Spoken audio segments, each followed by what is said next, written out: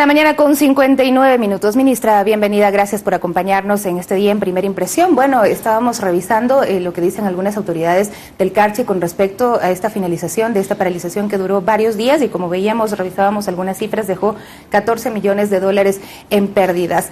Estos acuerdos que manifiestan las autoridades que debe cumplir el gobierno y que ha cumplido para poder levantar esta paralización, ¿dejan zanjado ya este problema con esta provincia? Buenos días, Sofía. Muchas gracias por la invitación. Se habían planteado varios temas en una asamblea provincial en el Carchi hace ya algunas semanas. De hecho, para atenderlos, algunos ministros estuvimos ya en Tulcán y el propio prefecto de la provincia se reunió con el vicepresidente de la República hace más o menos 10 días. Entonces, hay temas que incluso estaban resueltos antes de que se convoque la paralización. El tema del suero de leche, por ejemplo, que había sido un tema que los ganaderos, que los lecheros de la provincia habían puesto en debate ya hace varios meses. Este tema, la renovación de la moratoria, para simplificar, es más complicado que eso, pero esto estuvo resuelto antes de que se convoque el paro. También en el caso de la atención en algunos municipios, pero creo que ya no es momento de polemizar ahora, sino enviar un mensaje. No es necesaria una medida de fuerza de ninguna manera. No es conveniente para la población. Todos los acuerdos se pueden construir de otras formas. Nosotros intentamos siempre que sean de otras formas. Hoy creo que luego de la paralización de 6 días de la provincia, no sé si todos los ciudadanos crean que vale la pena suspender las actividades. Había un feriado en Ibarra, lo que seguramente habría llevado una cantidad de turistas para que visiten el Carchi o pasen a través del Carchi a otras zonas. También las fiestas de Montúfar se suspendieron, el alcalde de Tulcán debió suspender la vuelta ciclística, que es realmente un ícono para la ciudad y para la provincia. Creo que con las paralizaciones nadie gana y ojalá este tipo de protestas no se vuelvan a repetir. No son necesarias. Comprendemos si alguien tiene una inconformidad. Precisamente eso. Dialoguemos, conversemos. Porque llevan manifestando durante mucho tiempo que han sido desatendidos, no solamente haciendo alusión a este gobierno, sino a administraciones pasadas. ¿Es esto verdad? ¿La provincia ha estado descuidada? Mire, siempre se puede hacer más y también es cierto que hay provincias que sufren circunstancias especiales. En el caso del Carchi, no de hoy, sino desde hace muchos años, como una provincia fronteriza, el Carchi tiene consecuencias relacionadas a la diferencia cambiaria, a lo que cuestan los pesos colombianos versus lo que cuesta $1. Este tipo de cosas, por ejemplo, marcan la vida de la provincia. El Carchi produce papa. En este momento hay una enfermedad de la papa que está afectando la producción de algunos sectores. El Carchi produce leche. Ha caído el consumo de leche en el país. Entonces podemos analizar, por supuesto, una serie de factores que pueden generar problemas en la economía de la provincia, pero ni todos son responsabilidad del gobierno, ni una paralización lo resuelve. Entonces, todos estos temas están en análisis, han estado, van a seguir estando en discusión y en análisis. Le pongo un ejemplo. Una de las demandas de la Asamblea Provincial era declarar Tulcán zona franca. Las zonas francas ya no existen hace muchos años en el país. La legislación habla ahora de otro tipo de iniciativas que son polos de desarrollo. Un polo de desarrollo tiene que arrancar por iniciativa de un GAD. Por ejemplo, el municipio de Tulcán puede declarar su voluntad de convertirse en un polo de desarrollo. ¿Qué es lo que hemos dicho en estas mesas de diálogo? Si el GAD municipal, si el municipio de Tulcán, si su alcalde dice quiero convertirme en un polo de desarrollo, en el marco de la ley me refiero, entonces aquí están los ministerios que van a acompañar esta decisión. Pero ellos hablan de reducción de impuestos, por ejemplo, entre Eso otras no es cosas, posible. Buscando que se mejore la competitividad en este sector. Eso no es posible. Esa es una de las medidas que durante meses varios sectores en el Carchi han repetido como una alternativa y que también nosotros hemos sido muy claros. Las cosas que son posibles las decimos, las cosas que no son posibles también las decimos. No hay otra manera de relacionarse que planteando la realidad. En este caso, el gobierno no tiene ninguna planificación de tener impuestos diferenciados por cada provincia. Mientras estaba la paralización en el Carchi, junto con otros ministros y encabezados por el vicepresidente, nos reunimos con la Asociación de Municipalidades del Ecuador. Y ahí estaba no solo su presidente, sino los representantes regionales. Y en serio y en broma nos decían, oigan, ministros, si es que al Carchi le van a bajar al 6, a mi cantón le ponen al 4, y el otro decía, a mí me ponen al 2. Claro, imagínese usted lo que es empezar a discutir según cada provincia el impuesto a la venta. Hay situaciones que ameritan atención especial, las provincias fronterizas ameritan este tratamiento especial. Hay una ley de desarrollo fronterizo que estamos muy próximos a reglamentar y que va a ayudar también para tener este tipo de tratamiento. La provincia del Carchi tiene ya algunas diferencias en el tema tributario. Por ejemplo, en el tema tributario en la provincia del Carchi se hizo una exoneración del anticipo del impuesto a la renta. Este es un beneficio, por decirlo de alguna manera, solamente para la provincia. En la provincia del Carchi, también de manera exclusiva, sus habitantes tienen un beneficio tributario que se llama la canasta transfronteriza. ¿Ha sido usada esta canasta? En una muy pequeña cantidad. Esta canasta permite un cupo de $20 millones para que los comerciantes traigan productos evitando los impuestos o exonerados de impuestos. De los 20 millones de cupos se ha usado $500,000. Pero aquí hay un tema que es importante. Muchos ciudadanos, comerciantes, hoy en el Carchi dicen, pero la canasta no ha funcionado. ¿Por qué no ha funcionado? Porque antes, hace algunos años, cuando se creó este mecanismo, no solamente que había una exoneración de impuestos, sino de aranceles.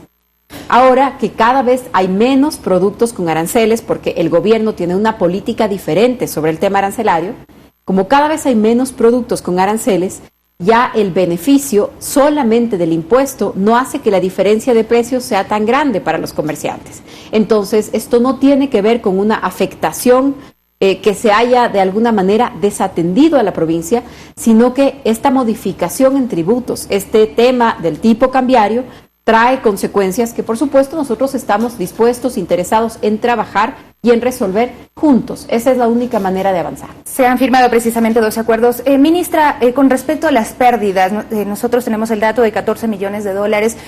¿Cuál es la cuantificación que hacen ustedes con respecto a las pérdidas diarias? ¿Cuáles fueron los sectores más afectados en la provincia del Carchi? Y también sería importante saber, ya en términos de hubo detenciones, cuáles son los daños a instituciones públicas que también se dieron en esta provincia.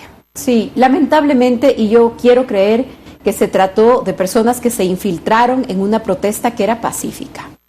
Una medida de fuerza, una paralización, pero no violenta inicialmente, y tuvo algunos momentos violentos de personas que estoy segura no eran los protagonizantes de estas demandas de la provincia. Pero esto terminó con 14 personas detenidas, 6 de ellas fueron liberadas de inmediato, 8 fueron sentenciadas con contravenciones. Las contravenciones tienen penas cortas de privación de libertad, así que en este momento todas estas personas están libres, pero la afectación mayor es para los habitantes de la provincia. Se calcula más o menos $2 millones de pérdidas, porque diarios. La gente deja de trabajar, de consumir, de vender, de comprar, de poder sacar sus productos, de viajar probablemente si tenía o un evento familiar o un evento comercial o algo que tiene que ver ya con su producción. Tuvimos un grupo de 32 jubilados detenidos del otro lado de la frontera que habían hecho un viaje al Santuario de las Lajas y que se quedaron 6 días del otro lado de la frontera porque no podían regresar. Este tipo de medidas realmente es algo de lo que deberíamos olvidarnos. Afectan más que a nadie a la población de la propia provincia y resulta contraproducente, porque la población del Carchi estaba demandando más oportunidades, más producción, más comercio, más trabajo, y al final estas medidas evitan que eso suceda. Pero, insisto, creo que el capítulo está superado y creo que de aquí en adelante lo que tenemos que hacer es trabajar para que estos temas no se repitan, para aclarar si es que existen malentendidos. Hay municipios que se encontraban a la expectativa de que se les transfiera una cantidad de dinero que no es un dinero susceptible de ser entregado, sino una línea de crédito a la que hay que aplicar con proyectos. Esto es lo que también hemos discutido con los alcaldes y hemos dicho, si se necesita apoyo técnico para elaborar esos proyectos, por supuesto lo vamos a prestar, y ese es el propósito de nuevas reuniones con ministros. Pero el gobierno ha saldado las deudas pendientes con las municipalidades de la provincia del Carchi, hablaban de devolución del IVA, entre otros temas. Sí, el gobierno tiene un calendario de devolución del IVA con todos los gobiernos autónomos descentralizados.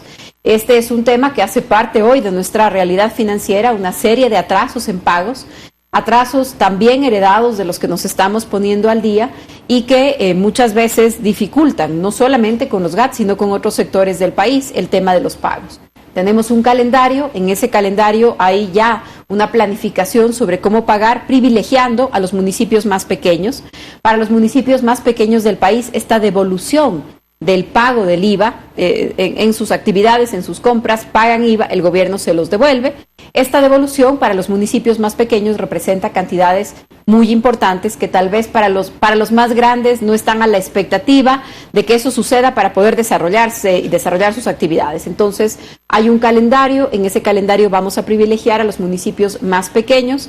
Este calendario lo hemos trabajado ya con las autoridades y estamos en eso. En el caso de los municipios del Carchi, los seis cantones tienen cubierta diría yo que la mayor parte de su devolución, porque todos los días se siguen generando nuevas obligaciones, entonces la mayor parte está cubierta, sí. Ministra, usted decía pues que no son necesarias estas medidas de hecho que se realizan, estas protestas o movilizaciones de parte de la ciudadanía para poder resolver los temas que deben concertarse con el gobierno. Sin embargo, hay paralizaciones anunciadas, movilizaciones para los próximos días de varios sectores ya por el tema de los anuncios de las reformas que se estarán presentando ante la Asamblea y que podrían llegar por varias vías, la legislativa, decretos ejecutivos pues implicarían de pronto, como dijo el vicepresidente de la República, Otto Sonnenholzner, una situación compleja para los ecuatorianos y ecuatorianas. En este caso, ¿qué se propone? Mientras no tengamos el proyecto de ley o las decisiones se hagan públicas, se tomen, es difícil anticipar si alguien la va a aprobar o la va a negar. Es difícil decir yo voy a protestar por si acaso. Esperemos no tener las manifestaciones de por si acaso, esperemos a que los proyectos sean presentados, a que se debata el tema en la Asamblea Nacional, si es que se trata de la reforma. Estamos trabajando evidentemente un proyecto de reactivación productiva y del empleo. Esperemos a que el proyecto esté en la Asamblea. La Asamblea es un espacio de debate, no es un espacio para confrontar fuerzas y ver qué marcha es más grande, sino que precisamente nos va a permitir discutir el contenido de la ley.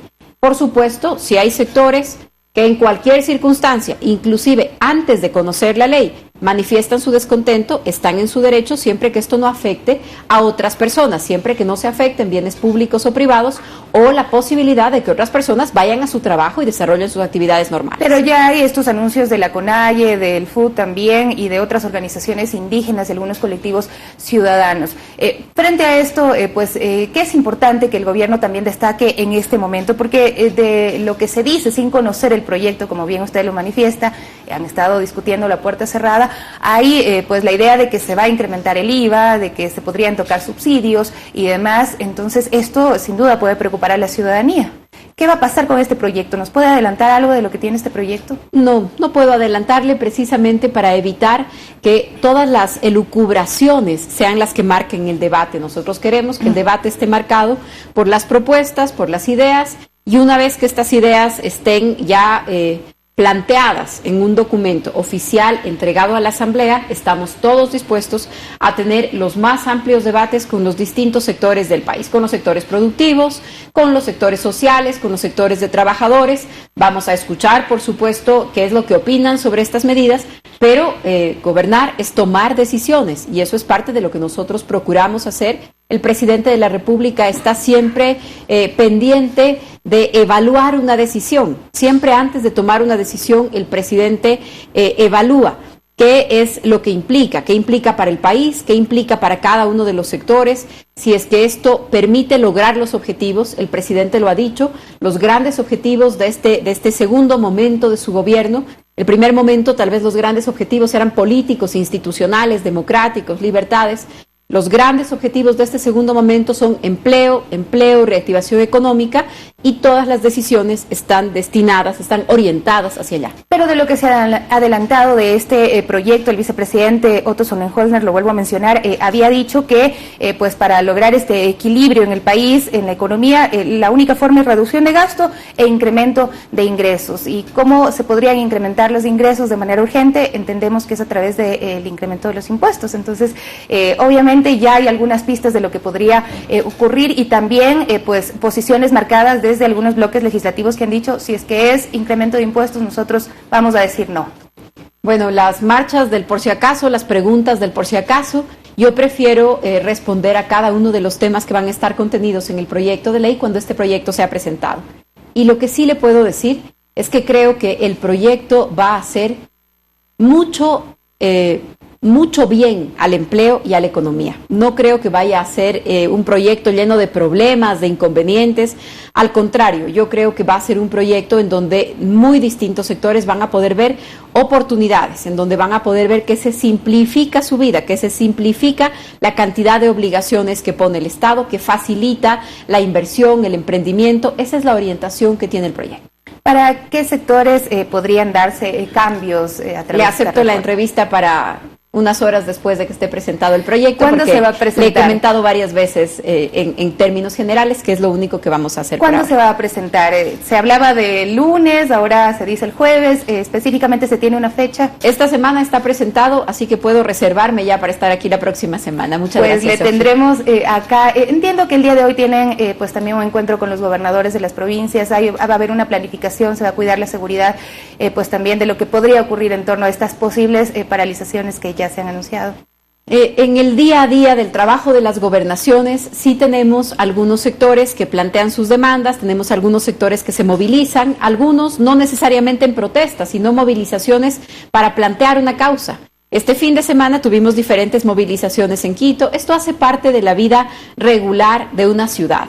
Sí tenemos hoy una reunión con gobernadores, como solemos tener habitualmente para coordinar el trabajo y, por supuesto, esta es una semana de también tener a todos nuestros representantes, los representantes del Ejecutivo, que estén al tanto de los temas, precisamente para poder dialogar sobre el contenido de cualquier reforma, y ese también es un papel que van a jugar los gobernadores. Ministra, ¿con quién es más difícil dialogar en este momento? En la Asamblea pues hubo una coalición que al final pues también tuvo algunos tropiezos para poder tratar algunos temas. ¿Estas reformas tendrán mucha dificultad? ¿Cómo lo ve usted desde el ámbito político? Depende cómo uno lo vea. Si es que estamos acostumbrados a mandar y a obedecer, dialogar siempre es más difícil que mandar y obedecer. Pero nosotros no creemos que la democracia es así. La democracia es dialogar, y dialogar exige ceder, dialogar exige respetar al otro, dialogar exige confrontar posiciones. Por supuesto, si es que usted me dice, es más fácil tener 2/3 de la Asamblea y decir esto se hace, seguro que es más fácil. Lo que no es democrático, lo que no es necesariamente bueno para el país. Estamos, yo creo que en un proceso interesante en la Asamblea Nacional. Nosotros dialogamos como gobierno y en mi caso como ministra de Gobierno con todos los sectores de la Asamblea Nacional. Con algunos tenemos unos puntos de acuerdo legislativo, pero dialogamos con todos los sectores. Hay temas en los que coincidimos, hay temas en los que no, pero creo que hay una relación fluida en donde somos capaces de sentarnos a conversar sobre cada uno de los temas, y estoy segura de que también va a suceder con el proyecto de ley que se entrega esta semana. Ministra, para finalizar, solamente un último tema, las reformas al COIP que fueron ya aprobadas en la Asamblea y que ahora están en manos del Ejecutivo. Hay algunos temas que entendemos que el gobierno los está revisando, como el tema de la incautación, por ejemplo, y la figura del comiso, el mismo tema de la despenalización del aborto en casos de violación. ¿Qué podría pasar con esto? Bueno, incautación, comiso, temas de seguridad, temas de policía, temas de contravenciones, porte de armas blancas. Hay varios temas que están en una reforma, que es una reforma amplia al Código Orgánico Integral Penal. Todos están siendo revisados y antes del plazo, en el plazo que está previsto para que el Ejecutivo los vete, el presidente tomará las decisiones y las va a comunicar a la Asamblea. En el tema de la despenalización del aborto, por ejemplo, hay muchas presiones de distintos sectores, incluso ataques, entiendo que hasta su persona, por haberse pronunciado al respecto. ¿Cómo se va a tomar esta decisión con respecto a la despenalización del aborto? El presidente va a tomar esta decisión escuchando argumentos. Y es lo que él mismo ha dicho frente a esta pregunta. Voy a escuchar distintos argumentos, es lo que ha dicho el presidente, y creo que así se van a tomar las decisiones, pensando en qué es lo mejor para el país, pensando en qué es lo mejor para los ciudadanos. Creo que es el esfuerzo que todos en el gobierno hacemos, y esa es la instrucción que hemos recibido del presidente. ni por presiones, ni por simpatías, ni por cálculos, siempre tratando de hacer lo correcto. Esa es la línea que ha marcado el presidente, es la línea que nos ha vuelto a repetir ayer y es lo que hacemos en cada una de las decisiones. Estoy segura que en el tema de los vetos a las leyes, también esa es la línea que el presidente va a marcar al equipo que esté encargado del tema. Muchísimas gracias por acompañarnos. La ministra de Gobierno, María Paula Romo, en Primera Impresión, y nosotros hacemos ya una pausa y regresamos con más. Quédese con nosotros en Pública FM, Ecuador TV y Gama Visión.